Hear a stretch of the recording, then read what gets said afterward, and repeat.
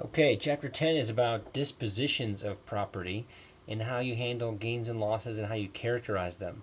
That's probably the most important part of Chapter 10.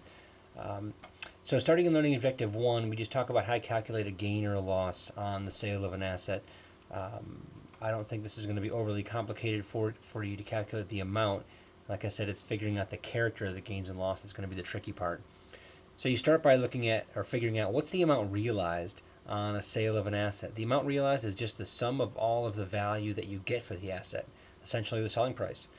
You can see there's a definition right here: cash received plus the fair market value of other property you might get, plus the buyer's assumption of liabilities. If you're selling an asset and it's got a mortgage on it or it's got debt associated with it, and that buyer takes on that debt, that's just like them paying you and you paying off that debt. So if they assume liabilities, that adds to the amount realized. And then if you have any expenses that you incur as part of the sale, then you get to subtract those from the amount realized.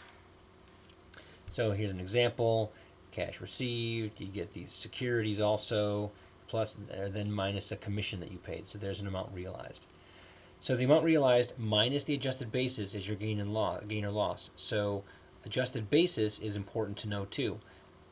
We talked about adjusted basis already in the last chapter, and it's simply the cost basis, the initial cost of the asset, minus any cost recovery deductions you might have taken, depreciation, amortization, whatever.